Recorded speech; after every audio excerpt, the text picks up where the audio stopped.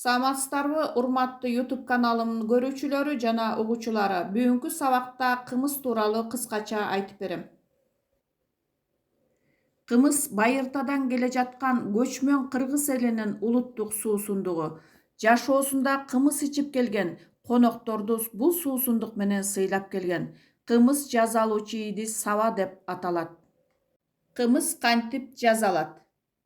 Бээни саардан 2 саатча мурун кулунду желеге байлап, мунун максаты бээнин сүтүн эм коюуга жол бербөө. Бээни саар алдында эмчегин ийитиш үчүн кулунду бир аз эмизип, андан соң саайт. Көрөнгө бул өткөн жылкы кымыздан алып сакталган кымыз. Саба бул кымыз ачытканга колдонула турган адатта уйдун терисинен жасалуучу булгаары идиш. Сабак алгач көрөнгөнү куюп, үстүнө жаңы саалган бээнин сүтүн жылуулай кошот. Сүт ирибей кымыз болуш үчүн узак убакыт бишкек менен бышат. Кымыздын касиети: бээнин сүтүндөгү майлуулук да башка малдыкына караганда аз жана өтө пайдалуу.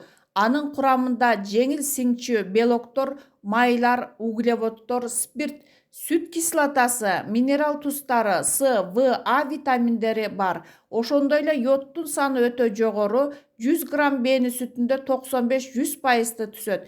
Бээнин сүтүнүн башка сүттөрдөн айырмасы анын курамында кант жана лактоза көп болгондуктан ачыганда спиртке айланганында ал кан тамырларды кеңейтип, ашказан бездерин иштешине жакшы жардам берет.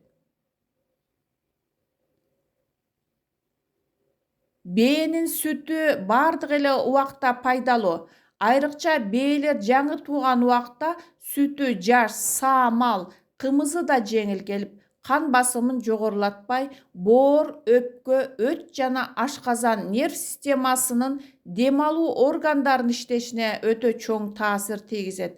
Кымыздын эң чоң касиети иммунитетти бекемдеп, жугуштуу оорулардан сактаганында. Кымыз менен кургак учуктун бардык түрлөрүн аз кандуулук, өнөкөт, бронхит, ити, гастрит жана башка ооруларды дарылоого болот. Аны такай ичкен адамдар узак жашаары айтылып келет. Тексттен кийинки тапшырмабыз, суроолорго жооп бериңиздер. Ал эми экинчи тапшырмага көңүл бурсаңыздар, кымыз, бээ, сүт, өнөкөт, бронхит деген сөздөрдү жатыш жөндөмөгө коюп сүйлөм түзүңүздөр. Текстте кээ бир сөздөрдүн орусча которулушу, ошондой эле синоним сөздөр колдонулду.